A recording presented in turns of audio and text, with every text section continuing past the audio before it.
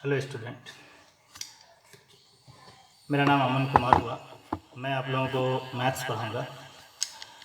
Class 11th का maths में जो स्टार्टिंग टॉपिक होगा वो है सेट। ठीक है, पहले हम कुछ बोर्ड का चीज़ पढ़ाएंगे, फिर बोर्ड से रिलेटेड जो एंट्रेंस का चीज़ है उसको कवर करेंगे। तो स्टार्टिंग में कुछ क्लास पहले बोर्ड का होगा, क्योंकि बोर्ड का जो टॉपिक तुमको समझ में आ गया, फिर उसी को इंट्रेंस लेवल पे, हायर लेवल पे बताना मेरे लिए आसान होगा, तुम्हारे लिए भी आसान होगा। तो ठीक है, मेरा पहला टॉपिक है सेट। हम वो स्टार्ट करते हैं। एनसीईआरटी का फर्स्ट टॉपिक है सेट।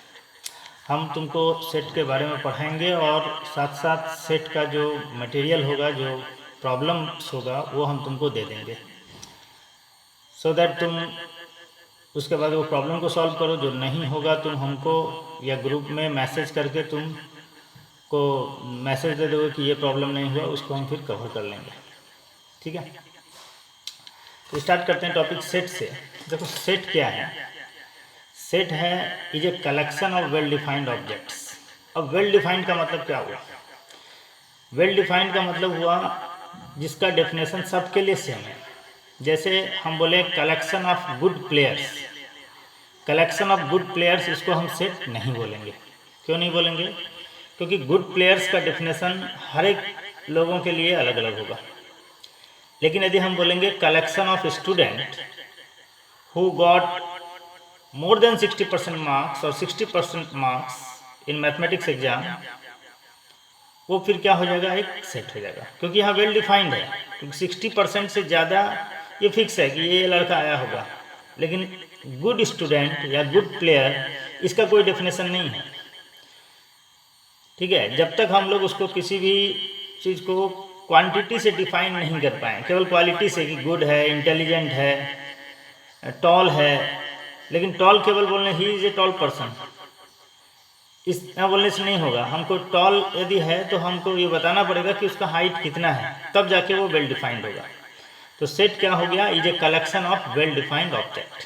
ठीक है, अब सेट को डिनोट करने का कुछ तरीका है। ऐसे सेट को जनरली हम लोग capital letter A B C D से डिनोट करते हैं। अब कैपिटल लेटर ए के अंदर ए है, ए और ये कर्ली ब्रेसेस है। कर्ली ब्रेसेस के अंदर हम लिखें 1 2 3 4। इसका मतलब ए एक सेट है जिसमें 4 एलिमेंट है, 1 2 3 4। ठीक है, हम लोग ऐसे लिख सकते हैं और हम लोग बोल सकते हैं 1 बिलोंग्स टू ए। इसका मतलब हो गया, ये जो सिंबल हुआ इसका मतलब हो गया belongs to A, 1 belongs to A. या हम बोल सकते हैं कि 1 is a member of set A. 1 क्या है? सेट ए का मेंबर है, तो हम लिखेंगे 1 is a member of set ए। फिर हम यहाँ पे ये लिख सकते हैं कि 4 भी बिलोंग्स टू ए। 4 के बारे में भी बोलेंगे 4 belongs to A, but 5 does not belong to A. Does not belong to में हम लोग क्या करेंगे? ऐसे कट कर देंगे, तो लिखेंगे 5 does not belong to A, या 5 is not a member of A. ठीक है, अब कुछ सेट पहले से ही डिफाइंड है। जैसे हम लिख दें, यदि सपोज करो n लिख दें, n का मतलब हो जाएगा set of natural numbers. If we write n means we are writing set of natural numbers. Natural numbers क्या हो गया? तो 1 2 3 4, ये क्या हो गया? Set of natural numbers. यदि हम लिखते हैं q, q का मतलब हो गया सेट ऑफ रैशनल नंबर्स। ठीक है, जैसे हम लिख सकते हैं √2 does not belong to q, क्योंकि √2 रैशनल नंबर नहीं है। √2 एक रैशनल नंबर है, तो हम लिखेंगे √2 does not belong to q। But हम लिख सकते हैं 2/3 बिलोंग्स टू q। 2/3 क्या है? रैशनल नंबर है 2/3, तो हम लिख दिए 2/3 बिलोंग्स टू q। फिर इसी तरह से z लिखें। z का मतलब होता है सेट ऑफ इंटीजर्स। अब इंटीजर्स में क्या क्या आएगा? 0 आएगा, +-1, +-2, +-3, ये क्या हो गया? Set of integers. ठीक है, तो अब हमको यदि पूछा जाए कि -3 क्या है, तो लिख सकते हैं हम लोग -3 बिलोंग्स टू z, क्योंकि -3 क्या है? -3 एक नेगेटिव इंटीजर है, तो -3 belongs to the set z। 4/3 does not belong to z। क्यों नहीं? क्योंकि 4/3 हमारा इंटीजर नहीं है, तो लिखेंगे 4/3 does not belong to z। ठीक है, 1 बिलोंग्स टू n, क्योंकि 1 is a member of n, natural number है 1। लेकिन -4 does not belong to N, -4 N पे नहीं है, नेचुरल नंबर नहीं है, तो -4 does not belong to N. तो इस तरह से हम लोग कुछ सेट पहले से ही वेल डिफाइंड है, जैसे एन हो गया, एन का मतलब सेट ऑफ नेचुरल, क्यू का मतलब सेट ऑफ रैशनल, जेड का मतलब सेट ऑफ इंटीजर्स। अब सेट को रिप्रेजेंट करने का कुछ तरीका है। एक तो है रोस्टर फॉर्म। रोस्टर फॉर्म में क्या होता है कि रोस्टर फॉर्म में जैसे सेट ए लिख दिए, ए के अंदर 2 4 6 8 है, इसको हम लोग कॉमा से सेपरेट करके लिख दिए 2, 4, 6, 8। ठीक है। अच्छा, इसमें एक चीज़ ध्यान देना है, order is not important. Order not important का मतलब हम लोग सेट ए को यदि हम ऐसे लिख दिए 4 2 8 6, दोनों क्या हो गया, सेम हो गया। ऐसा नहीं कि पहले 2 को लिखना है फिर 4 को लिखना है, सारे मेंबर्स को लिखना है, लेकिन ऑर्डर इम्पॉर्टेंट नहीं है। 4 2 8 6 4 2 6 8 ऐसे भी लिख सकते हैं। ऐसा भी हम लोग कर सकते हैं कि सेट ए को हम ऐसा भी लिख सकते हैं 2 2 4 6 8। एक ही मेंबर को यदि हम 10 बार भी लिख देते हैं, 10 टाइम्स भी लिख देते हैं, तो ऐसा नहीं कि वो 10 अलग अलग मेंबर्स काउंट होगा, उसको एक ही मेंबर एज्यूम किया जाएगा। ठीक है, एक ही मेंबर लिया जाएगा। ये तो हुआ रोस्टर फॉर्म, जिसमें हम लोग सेट के एलिमेंट्स को कॉमा से सेपरेट करके लिख देते हैं। दूसरा है सेट बिल्डर फॉर्म।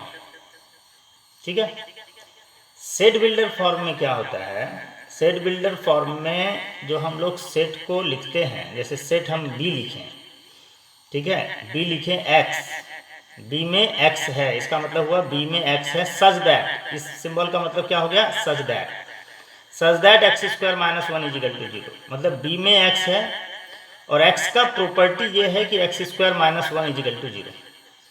तो इसका मतलब क्या हो गया, अब x square minus 1 is equal to 0 को सॉल्व करोगे तो क्या आएगा, x is equal to plus minus 1, यही आएगा। तो हम लोग ऐसे भी लिख सकते हैं, ये हो गया सेट बिल्डर फॉर्म, इसमें हम लोग सेट का प्रॉपर्टी लिख दिए। और हम ऐसा भी लिख सकते हैं बी के अंदर है 1 एंड -1, तो 2 मेंबर इधर आ गया। ठीक है ना, सेम ही सेट हुआ, सेम सेट को हम लोग ऐसे लिख सकते हैं। तो ये जो हम लिख रहे हैं ये हो गया रोस्टर फॉर्म, और ये हो गया set builder form. Set builder form में हम लोग सेट के एलिमेंट्स का प्रॉपर्टी लिखते हैं, रोस्टर फॉर्म में सेट के एलिमेंट्स को कॉमा से सेपरेट करके लिख देते हैं। अब जैसे मान लो सेट सी है, सी लिखा हुआ है 1 by 1 मान लो, comma 1 by 2 1 by 3 1 by 4 1 by 5 dot dot dot. ठीक है, ये जो लिखा हुआ है किस में लिखा हुआ है, ये लिखा हुआ है रोस्टर फॉर्म में। इसको हम सेट बिल्डर फॉर्म में ऐसे लिखें, सी है, सी एक सेट है जिसके अंदर एक्स है, सच दैट, इसका मतलब हो गया सच दैट, मतलब एक्स का प्रॉपर्टी क्या है, एक्स है equals to 1 by n, x क्या है 1 by n है, और n क्या है, नेचुरल नंबर है। तो अब n नेचुरल है तो n की जगह 1 रखोगे तो 1 by 1 आ जाएगा, n की जगह 2 रखोगे तो 1 by 2 आएगा, n की जगह 3 रखोगे तो 1 by 3 आएगा, एंड सो ऑन होते चल जाएगा। तो ये हो गया सेट, ये हो गया तुम्हारा रोस्टर फॉर्म फर्स्ट वाला, और ये हो गया सेट बिल्डर फॉर्म। अब मान लो बी दिया हुआ है, बी एक सेट है जिसमें x है, such that x equals to 1 by 2n minus 1 where n belongs to natural, and n का वैल्यू दिया हुआ है 1 से 5 के बीच में, मतलब n का वैल्यू 1 से 5 के बीच में इंक्लूडिंग है, इक्वल टू साइन दिया हुआ है मतलब इंक्लूडिंग है, n का वैल्यू 1 हो सकता है, 2 हो सकता है, 3 हो सकता है, 4 हो सकता है, 5 हो सकता है। तो ये जो लिखा हुआ है किसमें, ये तुमको दिया हुआ है किसमें, सेट बिल्डर फॉर्म में। रोस्टर फॉर्म में इसको कैसे लिखेंगे, तो n की जगह 1 रख दिए, अब n की जगह 1 रखें तो 1 by 2 minus 1, ये हो गया 1, तो 1 by 1 हो गया, n की जगह 2 रख दिए तो कितना हो जाएगा, 2 रख दिए तो 2 into 2 4 minus 1 3 हो जाएगा, तो 1 by 3। इस तरह से n की जगह 5 रख दिए तो 10 minus 1, n की जगह 5 रख दिए तो 2 into 5 10 minus 1 9 1 by 9। तो हम लोग इस ढंग से सारे एलिमेंट्स को लिख दिए। ये जो लिखा हुआ है ये और ये दोनों एक ही सेट है, लेकिन ये रोस्टर फॉर्म में लिखा हुआ है और ये सेट बिल्डर फॉर्म में। अब हमारे पास मान लो एक सेट लिखा हुआ है ए में एलिमेंट है ए, ई, आई, ओ, यू, ऐसे ये लिखा हुआ है किसमें, ये लिखा हुआ है रोस्टर फॉर्म में। सेट बिल्डर फॉर्म में क्या लिखेंगे, ए में x है, सच दैट, x का ये प्रॉपर्टी है कि x is A vowel, in English alphabet x is A vowel. तो क्या क्या होगा, वॉवेल में क्या क्या होगा, ए होगा, ई होगा, आई, ओ, यू। तो ये रोस्टर फॉर्म हो गया और ये सेट बिल्डर फॉर्म हो गया। अब दिया हुआ है सेट बी दिया हुआ है 2 4 6 8 dot dot dot. B equals to हम लिख सकते हैं कि बी में x है such that x equals to 2n, where n belongs to natural. तो अब n नेचुरल लिखेंगे तो n का वैल्यू जैसे 1 हो गया तो 2 आ जाएगा, n का वैल्यू 2 हो गया 4 आ जाएगा, n का वैल्यू 3 हो गया 6 आ जाएगा एंड सो ऑन। ठीक है, ये सेट बिल्डर फॉर्म हो गया और ये रोस्टर फॉर्म। फिर सेट ए लिखें, ए में क्या है x है such that x square minus 25 is equal to 0। ये किस में लिखा हुआ है? इसमें प्रॉपर्टी लिखा हुआ है ना, तो प्रॉपर्टी लिखा हुआ है तो इसका मतलब ये किस में है? सेट बिल्डर फॉर्म में। और ये उसी सेट का अब 2 एलिमेंट होगा 5 एंड -5, क्योंकि जब इसको सॉल्व करोगे, जब x square minus 25 is equal to 0 को सॉल्व करोगे तो x का वैल्यू आएगा +-5। तो ये हो गया तुम्हारा रोस्टर फॉर्म, ये हो गया सेट बिल्डर फॉर्म। ठीक है, अब टाइप्स ऑफ सेट्स जैसे फर्स्ट में आया जैसे एम्प्टी सेट, या इसी को हम लोग बोलते हैं नल सेट या वाइड सेट। एम्प्टी सेट का मतलब जिसमें एक भी एलिमेंट नहीं है, नल सेट या वाइड सेट एक ही हुआ जिसमें कोई एलिमेंट नहीं है। जैसे सपोज करो हम बोले दुनिया में वो सारा आदमी जिसका एज 500 ईयर्स है और वो जिंदा है, तो ऐसा तो एक भी एलिमेंट नहीं होगा, ऐसा कोई होगा ही नहीं, तो उसको हम बोलेंगे कि वो एम्प्टी सेट हो गया। तो एम्प्टी सेट और नल सेट और वाइड सेट एक ही बात हुआ, डिनोटेड बाई 5। इसको 5 से जनरली डिनोट करते हैं। हैविंग नो एलिमेंट, इसका कोई भी एलिमेंट नहीं होगा, इस सेट में कोई एलिमेंट नहीं होगा। देखो जैसे अब हमारे पास एग्जांपल है कि सेट ए है, ए में x है सच दैट x का वैल्यू 4 से 5 के बीच में है and x is a natural number. अब 4 से 5 के बीच में कोई नेचुरल नंबर होगा? नहीं होगा। जब 4 से 5 के बीच में कोई नेचुरल नंबर नहीं होगा मतलब ए में कोई एलिमेंट ही नहीं होगा। इसका मतलब ए क्या हो गया? नल सेट, मतलब कोई भी एलिमेंट नहीं। ठीक है, बी एक सेट लिखें, बी में x है such that x square minus x square equals to 25 and x is an even natural number. Even natural number तो 2 4 6 8 होता है, ये भी होगा और ये भी होगा, ऐसा होगा? नहीं होगा, क्योंकि यहाँ से तो x का वैल्यू +-5 आएगा एंड x को नेचुरल नंबर भी होना है, दोनों एक साथ में नहीं होगा, तो ये भी क्या हो गया? नल सेट हो गया। सिंगलटन सेट, इसके बाद आता है सिंगलटन सेट। सिंगलटन सेट का मतलब जिसमें एक एलिमेंट है, हैविंग ओनली 1 एलिमेंट। जैसे मान लो हम लिखें सेट ए में 5 है, ये क्या हो गया? Singleton set. ठीक है, अब टर्म आता है cardinal number of a set. Cardinal number of a set, cardinal number of a set A, इसका मतलब हो गया नंबर ऑफ डिफरेंट एलिमेंट्स। मतलब एक सेट में कितना एलिमेंट है, डिफरेंट एलिमेंट कितना है, उसको हम लोग क्या बोलेंगे? Cardinal number of a set A. ठीक है, number of different element of a set denoted by N A. जैसे हम लिखें ए, एक सेट है जिसमें 1 है 3 है, फिर लिखें 3 5 5, तो इसका मतलब इसमें 3 ही डिफरेंट एलिमेंट है, एक है 1 एक है 3। ये तो रिपीट किया हुआ है ना, तो इसको अलग काउंट नहीं करेंगे, 1 है 3 है और 5 है। तो number of elements in set A, इसका मतलब हो गया number of elements in set A equals to 3। फिर सेट बी हम लिखें, सेट बी में लिखें हम मान लो 1 3 5 2, तो number of elements in B कितना हो गया? 4। ठीक है, अब है फाइनाइट सेट। फाइनाइट सेट का मतलब क्या होगा? फाइनाइट सेट का मतलब होगा having finite number of element. Finite number of element मतलब जिसको हम काउंट कर सकें कि कितना एलिमेंट है। जैसे मान लो सेट ए लिखें, इसमें 1 2 3, ये तो 3 ही एलिमेंट हो गया, तो ये हो गया फाइनाइट सेट। इनफाइनाइट सेट का मतलब क्या हो गया? इनफाइनाइट सेट का मतलब हो गया इनफाइनाइट नंबर ऑफ एलिमेंट्स। जैसे मान लो सेट n लिखें, n में set of natural number, set of natural number. अब नेचुरल नंबर तो इनफाइनाइट होगा, 1 2 3 4 जितना करते जाओगे, ठीक है, तो इनफाइनाइट सेट हो गया। फिर टर्म आता है इक्विवेलेंट सेट।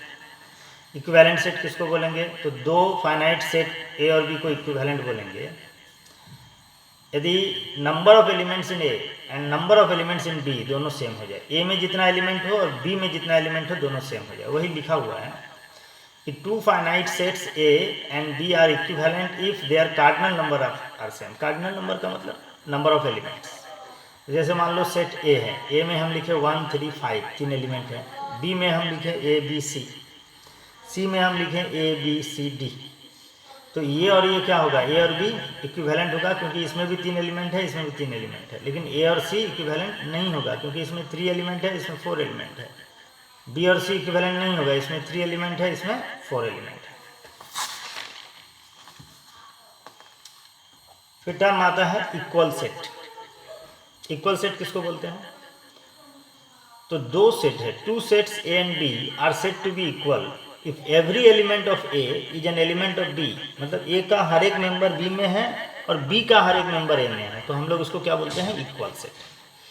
जैसे मान लो हम सेट ए लिखे, ए में लिखे 1 2 3 4 और बी में हम लिखे 4 1 2 1 3, तो हम बोल सकते हैं ना कि 1 इसमें भी है, 2 इसमें भी है, 3 इसमें भी है, 4 इसमें भी है।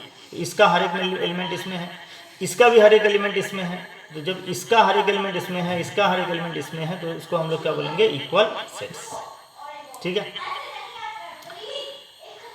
अब कुछ एग्जांपल्स, जैसे सेट ए दिया हुआ है, ए में x है, such that x belongs to natural and x less than 3। x नेचुरल नंबर है और लेस देन 3 है। ठीक है। तो ए के बारे में लिखना है कि ए में क्या एलिमेंट होगा, तो हो जाएगा 1 और 2। नेचुरल है और 3 से छोटा नंबर है तो 1 और 2 होगा। बी एक सेट है, इसमें भी 1 एंड 2 है। सी एक सेट है, इसमें 3 एंड 1 है। तो यहाँ से हम लोग बोल सकते हैं कि ए एंड बी आर क्या हो गया, equivalent set. A and B are equal set and A and B are equivalent, B and C are equivalent क्योंकि नंबर ऑफ एलिमेंट्स दोनों में सेम है, इसमें नंबर ऑफ एलिमेंट्स सेम है, तो ये क्या हो गया, इक्विवेलेंट सेट हो गया। लेकिन ये और ये इक्वल सेट नहीं हुआ, बट ए एंड बी क्या हो गया, इक्वल सेट, क्योंकि ए में भी सेट 1 और 2 है, बी में भी 1 एंड 2 है। ठीक है। अब जैसे यहाँ पे सेट ए में लिखा हुआ x such that x is a letter in the word REAP। इसका मतलब सेट ए में क्या क्या होगा, 4 लेटर होगा, एक होगा R, दूसरा E, फिर A, फिर P। B एक सेट है जिसमें x है, such that x is a letter in the word ROPE।